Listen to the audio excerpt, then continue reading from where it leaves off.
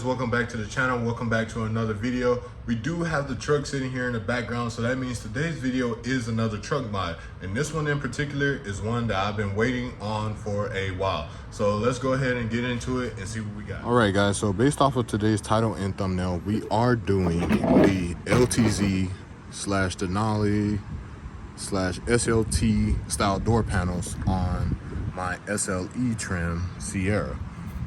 So these door panels have the door handle up here.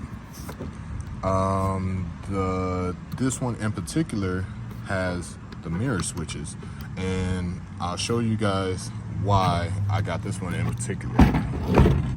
So if we come over to our driver's side door here, if you guys missed this last video, I recently installed the turn signal style mirrors to replace my stock ones, and these mirrors have the power fold option.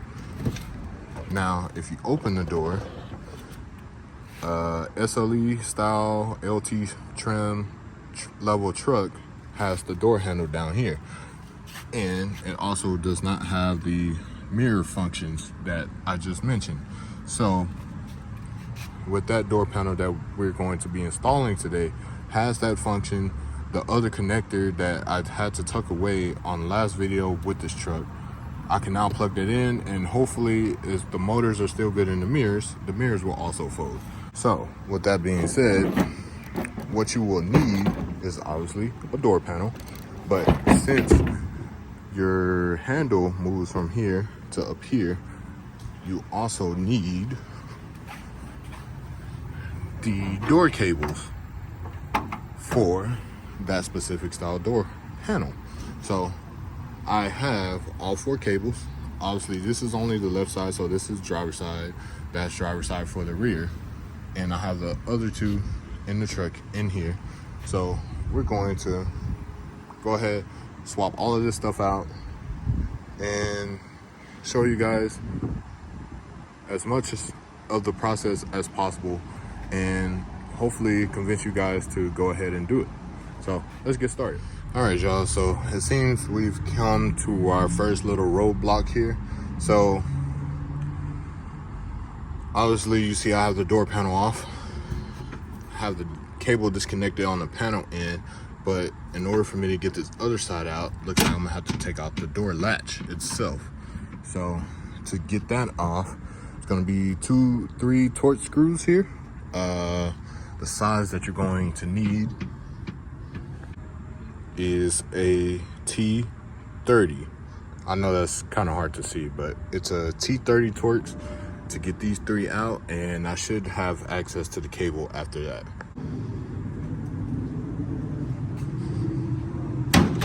All right, so just like that. Now we compare here. As you can see, this is the one that we just took out. This is the one that's going in.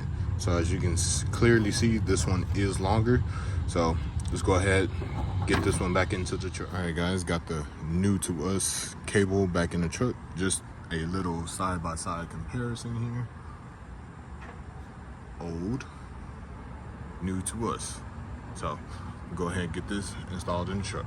Day 2. So what I was not aware of is whenever you switch from these panels to the new panels, the plug for this switch panel here are different on the LTZ style panels. This one only has 2 connectors that are basically your power for your window, power for your lock. The LTZ style panel has basically a whole board of switches. So I looked up to see if I could just get the pigtail. Apparently I need the whole harness. So now I'm gonna go get the whole harness, swap out for the driver and the passenger front, and continue on with this video. However, yesterday was not completely wasted. I did get the rear panels on. Don't mind this is just dirt. I can clean that off later. So yeah, the rear panels go on like they come off. The only difference between this one and the old one is right here is a screw on this panel, but there's not a screw hole for that one. So it is just a tad loose right there, but the overall panel itself is tight. And other than that, my front panels that I bought aren't the wood grain style. So I might see if the guy at the junkyard will trade me for these so I can get the silver ones. So yeah, let's go ahead and get these parts. All right guys, we are back in business here. Got both driver side and passenger side harness for our door panels here. Did get these for the rear panels. This is for that missing bolt that I did mention. We also did get these silver door switches there. Those just need to be cleaned up as well. So now for sure, I believe we have everything that I need. So go ahead and get started. Okay guys, got the new harness, or new to us harness, installed. It does plug in right here, so you just pull off the little plastic panel right here. And for the original harness, there are two other connectors that you won't be using anymore, because this one and the other one that's over here are for your original door lock and window switch. But with the new harness, you don't need that. And you also have to transfer your airbag harness, and that is separate. All right guys, so we officially have one door panel for the front installed. Man, I gotta tell you, there are a bunch of small things that people don't tell you. So for these two screw holes right here, the original location, it's basically a metal piece with two tabs that stick out forward. So whenever you clip on the door panel with this one, if you don't bend those tabs, you can't reach the screw holes. So I had to take this back off and bend those tabs. The only thing I did, I bent this one that way and then this other one here the opposite way. And whenever I put this panel back on, it was able to mount. As far as the switches go, it tells you white, brown, black, whatever. So you ain't really got to worry about mixing these up. Like I mentioned, I did have to transfer my airbag harness. Make sure you disconnect your battery, because you don't need that blowing up in your face. Let me see what else. Other than that, it's basically just running the harness that you get, plugging everything in. Obviously, like I just said, I had the battery disconnected, so I can't see if any of this stuff works yet, but if I did everything correctly, it should work. So with that being said, I'm gonna go ahead and get the driver's side on, and then I'm probably going to insert those clips for the back if I can find them here, but I'll probably just check in with you guys when it's all complete and I reconnect the battery. One eternity later. All right guys, so I believe the last clip that you guys saw was me having the passenger side panel all the way on. So since that clip, I have good news and I have bad news.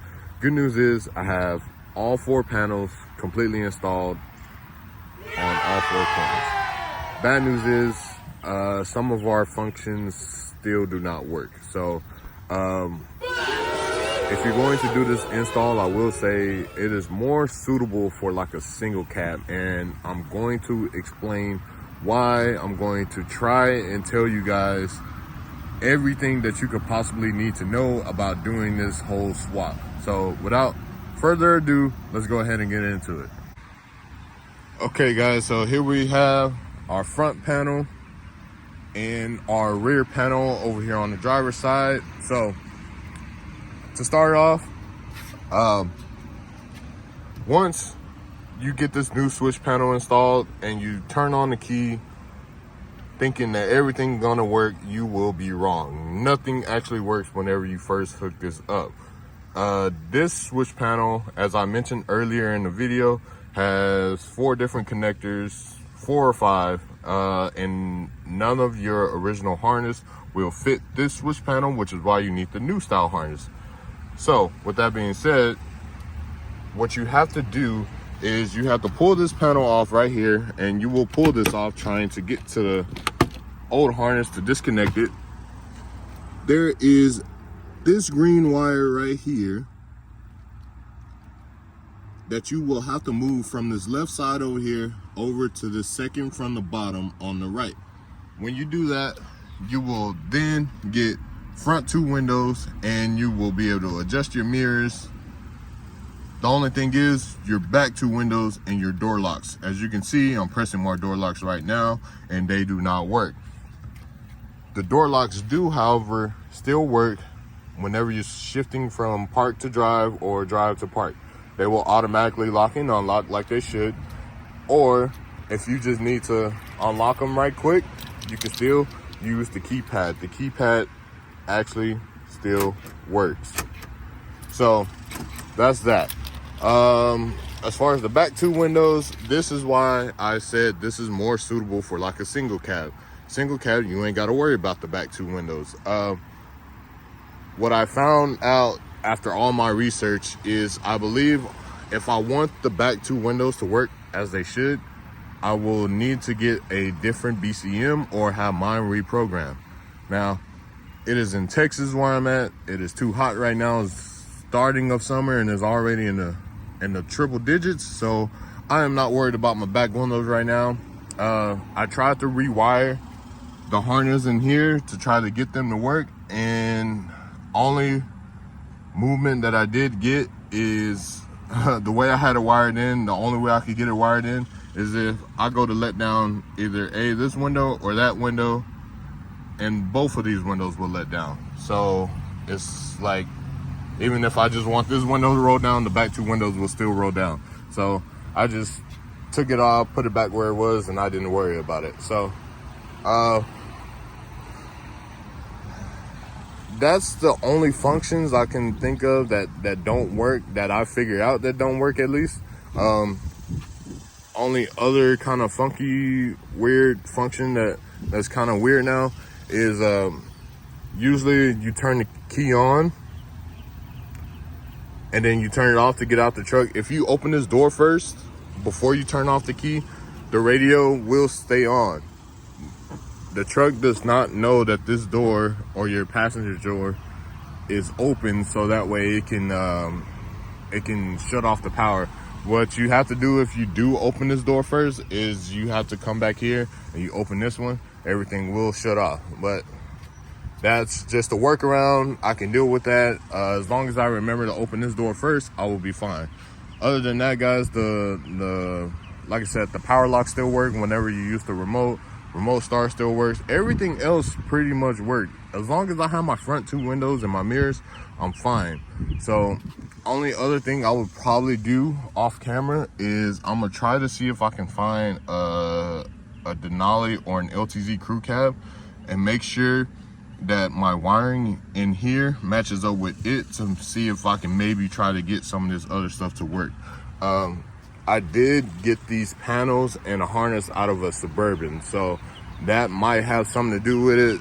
GM, they're simple, but then for stuff like this, they overcomplicated it. Like, why do you need different switches or different switch connectors for a different panel? So that being said, guys, this swap is not that hard to do if you don't try to do the extra wiring that I tried to do to get everything to work. If you are fine with just having the front 2 windows work, I am saving you all the trouble. Once again, you switch that green wire to this location right here, and again, front 2 windows, mirrors work. This is why I said the single cab is more suitable for this swap. But hey, if you want to go for a crew cab like I did, it does look amazing.